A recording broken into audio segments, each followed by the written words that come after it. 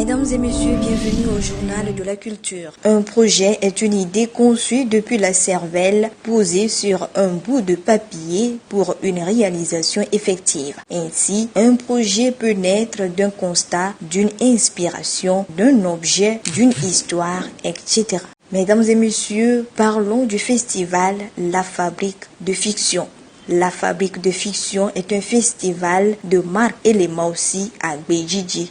Marc Agbejidji est un auteur et metteur en scène chevronné, reconnu par la finesse de son travail. Il nous présente au cours de son festival La Fabrique de Fiction 3 spectacles dont Dans l'ombre qui s'éclaire, test et mise en scène par Sarah Moulin, sous la direction technique de Stan Sitou, une lecture de Chorus Santana Pedi de Marc Agbejidji, Il pleut des humains sur nos pavés, de Giovanni Huansou. La pièce est portée sur scène par des comédiens professionnels. Ah oui, la machine à saisir.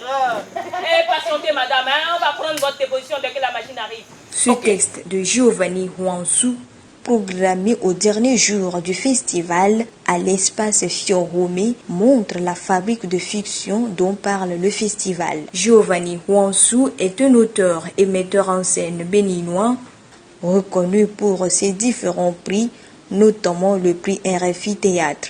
À travers ce spectacle, Il pleut des humains sur nos pavés, on contemple la dimension artistique et la créativité de ce metteur en scène béninois qui n'est plus à présenter, une fierté africaine. La fabrique de fiction s'est déroulée en 2 phases. Le promoteur nous explique. La création du projet La Fabrique de Fiction veut qu'on invite des auteurs et des autrices à nommer. Et dans un premier temps, on leur permet de découvrir la ville. Pendant une semaine, on circule à dos de moto, de voiture, et on demande à l'auteur ou à l'autrice de s'intéresser à un endroit de la ville. Peu importe l'endroit, il n'y a pas d'obligation là-dessus. Cela peut partir d'un quartier ou d'un hangar dans un marché, une gare abandonnée, ou des rails quelque part, peu importe. Et l'auteur ou l'autrice entreprend maintenant alors l'écriture d'une pièce dramatique, d'une pièce de théâtre dont l'action se déroule dans ce lieu déterminé dans un premier temps. Et cette première phase donc dure 1 mois à peu près, qui est la phase d'écriture.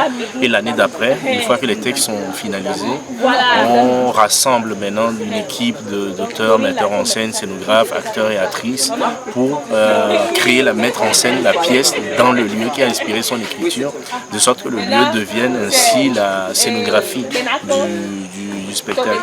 Et donc là, on vient de finir de boucler la deuxième phase qui constitue la fin de l'édition.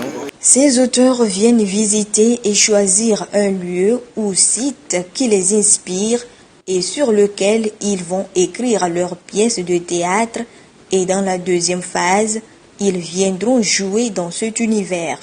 Giovanni a décidé de nous parler du Wolf, qui est une trace visible du passage des Allemands, et le sous-quartier qui a la renommée du ghetto du nom de Katanga, situé dans la zone portuaire de Lomé. Des lieux où n'entre n'importe qui et n'importe comment. Commencer à écrire une pièce sur un lieu significatif, ce que j'ai fait. J'ai choisi d'écrire sur le Katanga et sur le WAF. Et j'ai développé une histoire imaginaire qui parle un peu de quelques jeunes qui ont des difficultés à s'exprimer, comment cette histoire se mélange à ce territoire dangereux et comment on trouve l'amour dans un de ces territoires dangereux. Donc il s'est agi de ça depuis mars 2019, j'ai commencé à écrire, puis après, quand j'ai eu envie de mettre la pièce en scène, il s'est agi à la rencontre de partenaires financiers. Voilà, vous avez vu le résultat ce soir. Moi, je suis content de ce résultat-là. Un travail bien fait qui réjouit le metteur en scène Giovanni. Dans ces lignes transmises sur scène, nous fait voir les agitations, les troubles, l'amour qui peuvent nous assommer dans ces lieux de danger comme une pierre que vous recevez de façon inattendue en pleine nuque. La lumière, le son, la scénographie, les comédiens étaient dans une synchronisation impeccable pour donner un spectacle époustouflant. Regarde, un peuple Un peuple, une terre. Il faut un peuple pour qu'une terre soit. La foi féconde d'un peuple qui tombe enceinte d'une terre, la vomit, la rejette loin de lui ou l'engendre. La berce contre lui comme un rejeton qu'on est très fort contre soi par les liens du sang. Et qui finit par se lever contre soi-même et contre l'étouffement de l'amour. Personne t'entend, Bara, m'en fous. Entre un peuple et une terre, c'est un géniteur et le rejeton. C'est le sang qui forge les chaînes, qui communique l'humain à son lieu. Et ce lieu s'irrigue dans les nerfs des hommes. Vivement la fabrique de fiction 2021, mais en attendant, les comédiens espèrent de grandes choses avec ce projet. C'est une aventure qui vient de commencer, je dirais, mais je crois qu'elle est déjà jouissive. Elle est hyper jouissive. On est une équipe où il y a beaucoup d'ambiance, où il y a beaucoup de volonté d'avancer. Et voilà, est-ce qu'on a eu des difficultés? Oui, le temps, je dirais, le temps n'a pas été hyper long. Et on avait de grands défis, de grands enjeux, de grands challenges, aussi bien Giovanni que l'équipe. Et donc voilà, c'était surtout ça le plus difficile. Ça fait vraiment chaud au cœur d'avoir une telle ambiance pendant le spectacle et aussi à la fin du spectacle. C'est ça, justement, je pense que la rencontre a eu lieu. Je pense qu'il y a une chose qui s'est racontée et ça c'est génial. Elle s'excuse de nous avoir mal parlé. Oui. Vous vous excusez de nous avoir mal parlé? Oui, je m'excuse, c'est bon?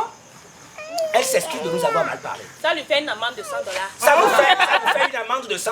Vous payez ma gueule? Madame, vous avez commis une faute suivie. Avez-vous endossé la sanction pour Ça va pas la tête? Ça va pas la tête? Deuxième injure direct, $300 d'amende. La prochaine fois, je n'aurai d'autre choix que de vous mettre en cellule. Tenez. J'ai beaucoup aimé le spectacle. L'œuvre théâtrale continue d'exister, d'être créée et puis d'être diffusée. C'est ça que je trouve très intéressant dans ce projet et je suis très content de retrouver le public de Lomé. Elle vient d'insulter le pays. En cellule maintenant pour 3 heures de temps.